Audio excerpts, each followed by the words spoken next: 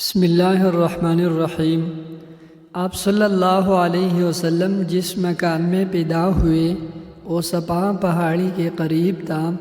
حضرت کعب احبار رضی اللہ عنہ روایت کرتے ہیں کہ میں نے تورات میں پڑھا تھا کہ رسول اللہ صلی اللہ علیہ وسلم کی پیدائش مکہ میں ہوگی۔ یہ کعب پہلے یہودی تھے، اس لیے تورات پڑھا کرتے تھے۔ دنیا میں آتی ہی حضور اکرم صلی اللہ علیہ وسلم روئے۔ حضرت عبد الرحمن بن عوف رضی اللہ عنہ کی والدہ کہتی ہے کہ جب حضرت آمنہ کے ہاں ولادت ہوئی تو میں وہاں موجود تھی۔ اب صلی اللہ علیہ وسلم میرے ہاتھوں میں آئے۔ یہ غالباً دایا تھی، ان کا نام شفا تھا۔ فرماتی ہے جب آپ میرے ہاتھوں میں آئے تو روئے۔ آپ کے دادا عبد المطلب کو آپ کی ولادت کی اطلاع دی جائے۔ اس وقت خانہ کعبہ کا طواف کر رہے تھے۔ اطناب ملنے پر گھر آئے، بچے کو گود میں لیا۔ اس وقت آپ کی والدہ نے ان سے کہا، یہ بچہ عجیب ہے، سجدے کے حالت میں پیدا ہوا ہے۔ یعنی پیدا ہوتے ہی اس نے پہلے سجدہ کیا، پھر سجدے سے سر اٹھا کر انگلی آسمان کی طرف اٹھائی۔ عبد المطلب نے آپ کو دیکھا، اس کے بعد آپ کو کعبہ میں لے آئے، آپ کو گود میں لے رہے اور طواف کرتے رہے، پھر واپس لا کر حضرت آمنہ کو دیا۔ آپ کو عرب کی دستور کے مطابق ایک برتن سے ڈھانپا گیا، لیکن وہ برتن ٹوٹ کر آپ کے اوپر سے ہٹ گیا۔ اس وقت آپ اپنا انگوٹھا چوستے نظر آئے۔ اس موقع پر شیطان بری طرح چیخا۔ تفسیر ابن مخلد میں ہے کہ شیطان صرف 4 مرتبہ چیخا۔ پہلی بار اس وقت جب اللہ تعالیٰ نے اسے ملعون ٹھہرایا، دوسری بار اس وقت جب اسے زمین پر اتارا گیا، تیسری بار اس وقت چیخا جب ان حضرت صلی اللہ علیہ وسلم کی پیدائش ہوئی، اور چوتھی مرتبہ اس وقت جب نبی کریم صلی اللہ علیہ وسلم پر سورۃ فاتحہ نازل ہوئی۔ اس موقع پر حضرت حسان بن ثابت کہتے ہیں، میں 8 سال کا تھا، جو کچھ دیکھتا اور سنتا تھا اس کو سمجھتا تھا۔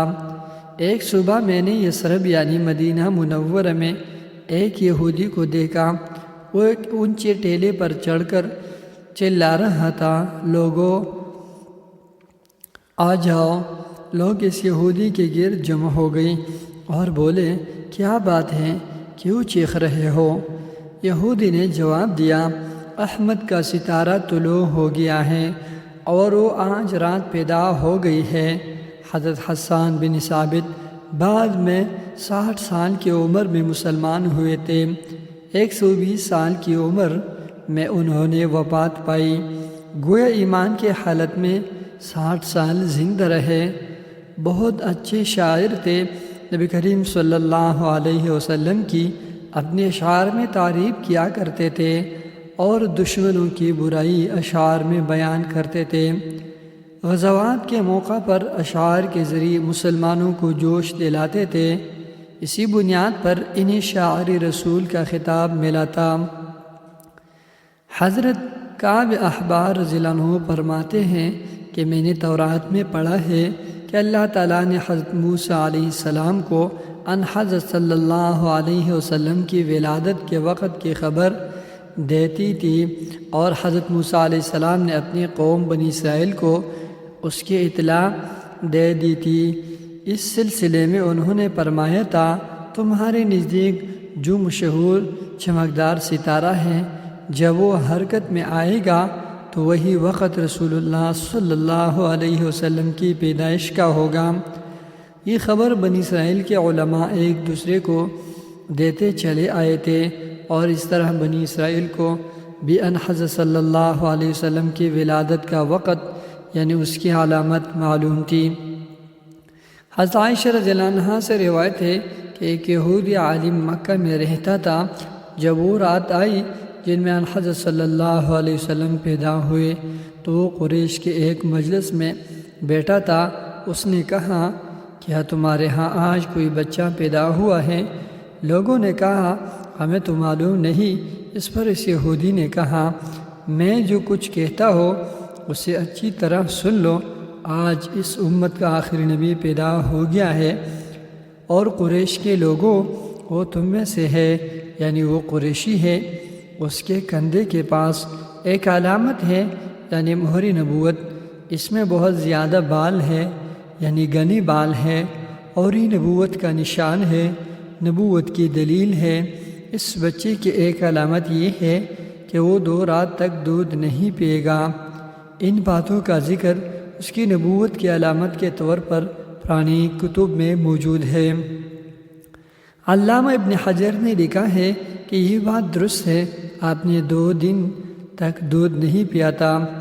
یہودی عالم نے جب یہ بات بتائی تو لوگ وہاں سے اٹھ گئی۔ انہیں یہودی کے بات سن کر بہت حیرت ہوئی تھی۔ جب وہ لوگ اپنے گھروں میں پہنچے تو ان میں سے ہر ایک نے اس کی باتیں اپنے گھر کے افراد کو بتائی۔ عورتوں چونکہ حضرت آمنہ کے ہاں بیٹا پیدا ہونے کی خبر ہو چکی تھی، اس لیے انہوں نے اپنے مردوں کو بتایا، ذرا چل کر مجھے وہ بچہ دکھاؤ۔ لوگ اسے ساتھ لیے حضرت آمنہ کے گھر باہر آئے، ان سے بچہ دکھانے کی درخواست کی۔ آپ نے بچے کو کپڑے سے نکال کر انہیں دے دیا۔ لوگوں نے آپ کے کندھے پر سے کپڑا ہٹایا۔ یہودی کی نظر جو ہی مہر نبوت پر پڑی وہ فوراً بے ہوش ہو کر گر پڑا۔ اسے ہوش آیا تو لوگوں نے اسے پوچھا تمہیں کیا ہو گیا تھا؟